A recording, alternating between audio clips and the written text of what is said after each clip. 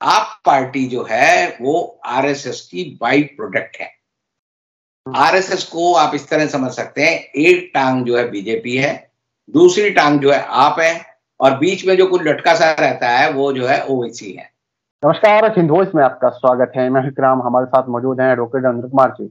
बहुत बहुत स्वागत है सर आपका। मैंने देखा पिछली वीडियो में जब हमने बात की थी संजय सिंह को लेकर, तो लोग कहते हैं कि भारतीय जनता पार्टी से कुछ मिल गया क्या रविंद्र जी को, कि रविंद्र जी जो है केजरीवाल की बुराई कर रहे हैं, उसकी पार्टी की बुराई कर रहे हैं।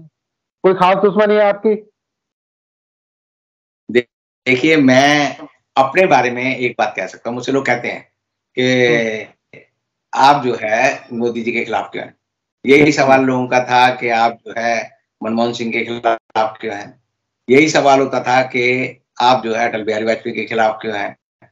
यही सवाल होता था जब मैंने नरसिम्हा राव को 3 साल की सजा कराई, बूटा सिंह को 3 साल की जो है दल बदल कानून में के तहत जो है भ्रष्टाचार के आरोप में सजा कराई, तो कहते थे आप जो है मनमोहन सिंह वो नरसिम्हा राव के खिलाफ है।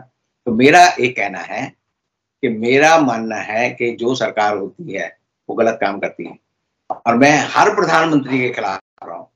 इंदिरा गांधी के भी खिलाफ रहा, राजीव गांधी के खिलाफ भी रहा, बोफोर्स के हमने सारे सवाल उठाए।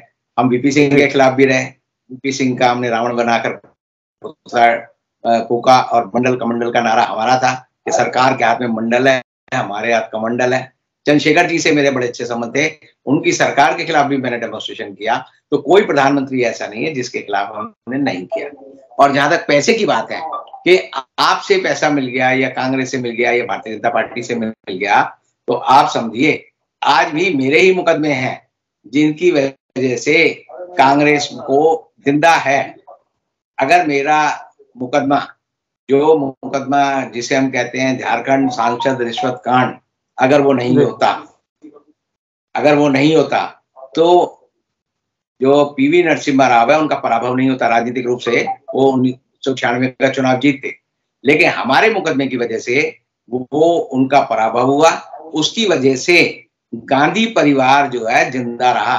नहीं तो गांधी परिवार को अगर कोई आदमी एलिमिनेट करने वाला था, कांग्रेस को एलिमिनेट करने वाले थे, तो पीवी नरसिम्हा राव थे।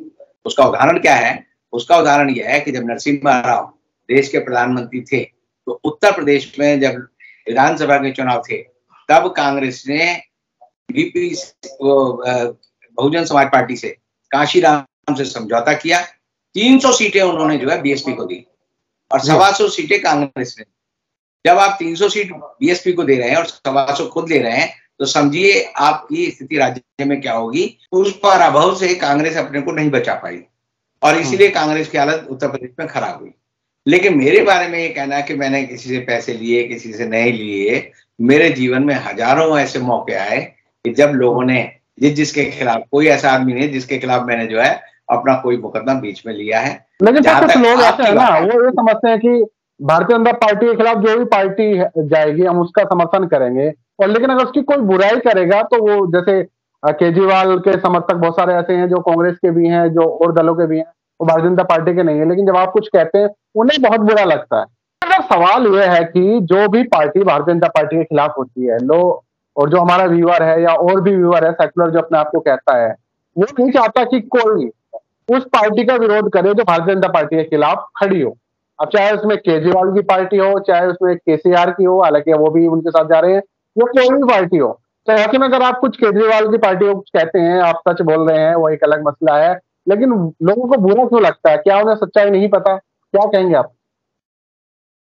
लोगों को, आप समझिए, फिल्म देखने जाते हैं ना लोग, तो वो हीरो के प्रेम में रहते हैं। उन्हें लगता है कि जो विलेन है या वैम्प है, वो देखो कैसा हीरो को परेशान कर रहे हैं, वैम्प जो है हीरोइन को कैसे परेशान कर रही है। तो एक दृष्टिकोण से, यानी एक समझिए जैसे घोड़ा होता है ना, उसकी आंख पे एक पट्टी लगा दी जाती है, उसकी तरह से वो चीजों को देखते हैं। लाइफ जो है, जीवन जो है, बड़ा आपको कई दृष्टिकोण से सोचना पड़ता है, कई उसके आयाम होते हैं। और जहां तक मेरी बात है, मेरा ये मानना है कि आप पार्टी जिस दिन बनी थी, तो मैं एक बड़ा दिलचस्प किस्सा बताता हूँ। जिस दिन आपका आंदोलन शुरू हुआ और रामलीला मैदान में जो है केजरीवाल ने और अन्ना ने आंदोलन शुरू किया, तो मेरा एक इंटरव्यू कई चैनलों पर उस समय लगातार आता था। तो 2-3 चैनल वाले आए, बोले जी अन्ना आंदोलन कर रहे हैं, आपकी इस बारे में क्या राय है? मैंने कहा ये फर्जी आंदोलन है, ये आरएसएस के कहने पर हो रहा है। और आरएसएस इसके पीछे है। तो उन्होंने कहा रविंद्र जी अब हम आपका इंटरव्यू कभी नहीं लेंगे, और मजे की बात है उन्होंने मेरा इंटरव्यू लिया भी नहीं उसके बाद। और उसके बाद उनका भी राजनीति में जो है पराभव हुआ, या समझिए वो खुद पत्रकार नहीं रहे। तो उन लोगों ने मेरे को 1.5 साल तक कहा कि हम आपके इंटरव्यू नहीं दिखाएंगे, तो मुझे उससे कोई फर्क नहीं पड़ा। मेरी जो धारणा है, मेरी धारणा आज भी है, जो मैं आपको बार बार कहता हूं कि आप पार्टी जो है वो आरएसएस की बाई प्रोडक्ट है। आरएसएस को आप इस तरह समझ सकते हैं, एक टांग जो है बीजेपी है, दूसरी टांग जो है आप है, और बीच में जो कुछ लटका सा रहता है वो जो है ओवैसी है।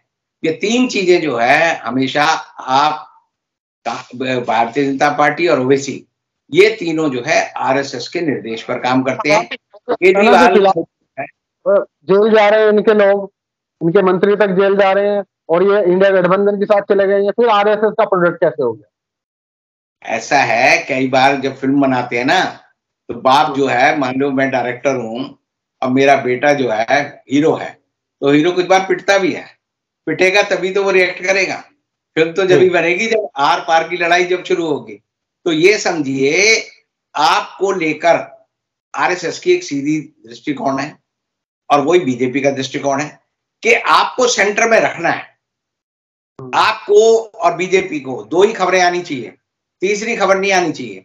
केजरीवाल क्या करता है, जहां उसे लगता है कि कांग्रेस को यहां पर जीत मिल सकती है, वहां केजरीवाल जाकर अपने कैंडिडेट खड़ा कर देगा, गुजरात में खड़ा कर देगा। जहां जहां उसको लगता है कि कांग्रेस लड़ाई में नहीं है, मान लीजिए उड़ीसा है, वहां नहीं जाएगा, पश्चिम बंगाल है, वहां नहीं जाएगा। जहां कांग्रेस नंबर 2 पार्टी होगी वहां पर केजरीवाल जरूर मिलेगा, वहां मायावती जरूर मिलेगी। क्यों मिलेगी? ओवैसी जरूर मिलेगा।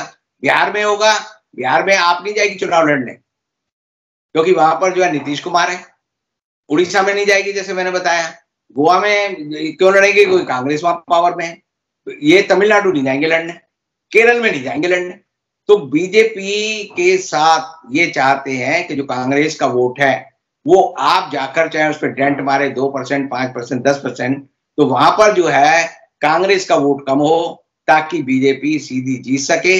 और जहां बीजेपी और कांग्रेस के बीच में मुकाबला नहीं है, वहां आप कभी नहीं जाएगी। ये आप लिख के रख लो। और इनका पूरा इतिहास ज्यादा साल नहीं हुए, 9 साल का इतिहास है कि ये हमेशा कांग्रेस की टांग काटने जाते हैं और भारतीय जनता पार्टी की मदद करने जाते हैं, और बाकी जगह जो है आप चुप रहती है। ये ये चल रहा है, एक के बाद एक नेता की गिरफ्तारी, उन्हें जेल भी लंबा समय हो गया जेल में बिताए हुए। तो ये किस तरह की राजनीति है? ये तो इस तरह की राजनीति है कि जैसे आप कहीं आग लगा दें और आग का नहीं पता वो किस तरफ जाए। हवा, ये तो हवाएं तय करेंगी ना, क्या हवाएं तय करेंगी रोशनी का फैसला। जिस दिए में जान होगी वो दिया बच जाएगा। तो आपने एक पूरा एक षड्यंत्र किया शराब वाले मामले में, उसमें फंस गए, ये अपने को बचा नहीं पा रहे कुछ इनके नेता। कल संजय सिंह का ही बयान था कि आतिशी से इसकी जांच होनी चाहिए, सौरभ भारद्वाज से इसके बारे में पूछो, ये उसका वकील कह रहा है। तो खुद अपने 2 नेताओं के बारे में ये ईडी को बता रहे हैं कि आप इन दोनों की भी जांच करो। तो वो इसलिए होता है कि जब आदमी डूब रहा होता है ना, तो डूबता आदमी अपने हाथ पांव मारता है, और वो जो आदमी को उसे बचाने आता है उसको भी पकड़ लेता है। उसे ये नहीं समझ आती, उस समय बुद्धि काम नहीं करती। तो आपके लोगों में इस समय जो है एक डर की माहौल है। और दूसरा, सुप्रीम कोर्ट ने खुद कहा है कि भाई पैसा किसको मिला? आपको मिला। आपने पैसा कहाँ खर्च किया? 100 करोड़ की जो रिश्वत मिली वो उन्होंने गोवा के चुनाव में इस्तेमाल की और पंजाब के चुनाव में इस्तेमाल की। तो सुप्रीम कोर्ट के जज जो थे SV भट्टी, उन्होंने खुद कहा कि आपको क्यों नहीं, आप इसमें वो बना रहे हैं, पार्टी अभियुक्त बना रहे।